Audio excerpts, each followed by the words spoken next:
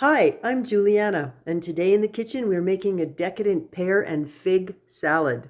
This one feels a little fancy, but it's actually really easy to put together.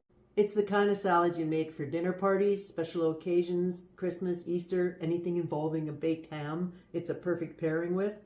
Or my other favorite is Friday night, date night, steak night. If the blue cheese version, it's so good. So if you'd like to know how to make this delicious salad, please hit that like button, subscribe, come along with me, and I will show you how. This kind of salad is worthy of not being tossed in a bowl. You want to make it open faced, so use something like a pasta bowl or a large shallow platter. And you can use whatever kind of lettuce you like. You can even buy the pre-ready mesclun greens if you want, if you're in a hurry. I'm just using some basic leaf lettuce, and it's kind of like making a pizza, and the layers matter because if you put the beautiful ingredients on the bottom, no one's going to see them. So anything that's in the shades of green, we kind of layer that on the bottom first and save the colorful ones to pop at the finish line. I have another little salad making tip for you. It's okay to put hard, crunchy things because you want crunch in your salad next to soft, delectable, delicate things like pear and fig.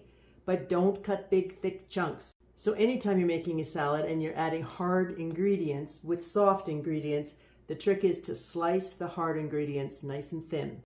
So following that rule, I am going to cut the celery really thin. But first, this is how you get the strings. I just catch it with a small knife so you don't have those strings that people are not fond of in celery. And then just cut it, a little bit of it, nice and thin, however much you want, and sprinkle that on top of your salad. And following that same rule of thumb, because cucumber is in the green zone, I am going to cut some of those so they can be the next layer. Next up, I think I'm going to add some mushrooms. There is no rule about proportions when you make a salad like this. You just go by how it's looking and how many people are coming for dinner. If you don't have a big enough platter to make one salad for 15 people or something, you can just make a couple like this and set them at each table and people can share. And I did the mushrooms now because I could have hidden the avocado, but it's fun to do the layers where you got green, and now as we're getting closer to the finish, it's kind of nice to put a little green on top of there for contrast. So I'm going to add a little bit of avocado. And I suppose you could get really technically fancy and cut them in rings or little C's, but I think this looks fine, and I like people to have nice bite-sized pieces.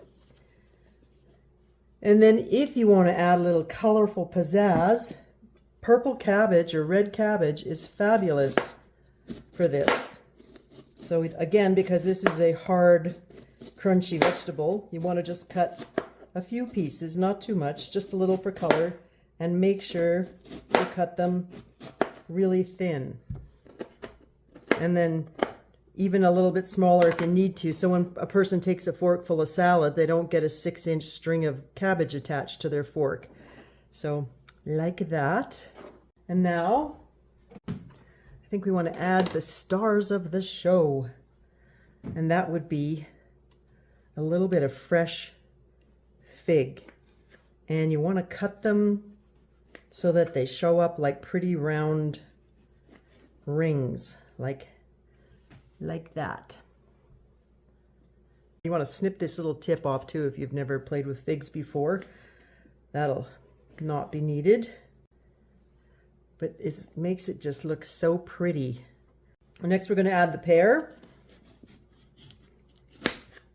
And I like to quarter the pear. It's the easiest way I know to just get the core out. And then I think this is kind of a big chunk, so I'm going to cut that quarter into another quarter.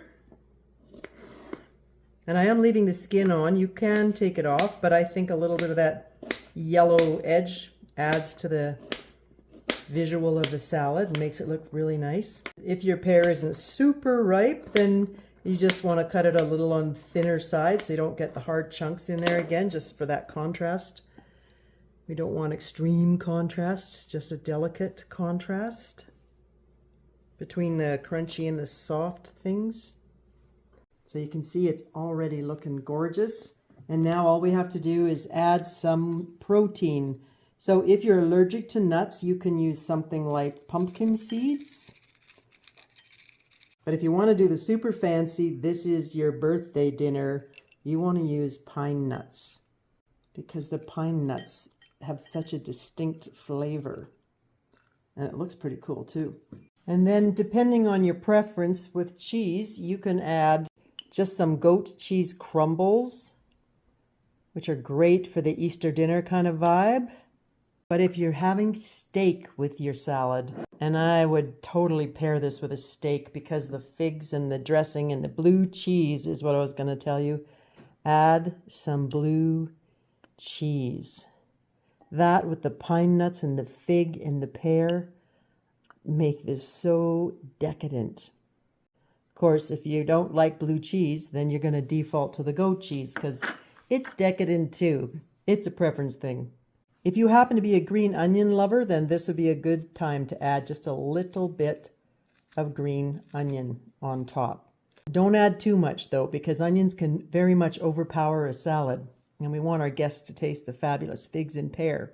If you're taking this to someone else's house for dinner, then this is the stage where you want to cover it with plastic wrap and put the dressing on just before you serve it. Speaking of dressing, I find the best dressing for this is literally just the clean and simple olive oil, which you can just drizzle across the top. And of course, balsamic vinegar. Same thing, just drizzle it across the top.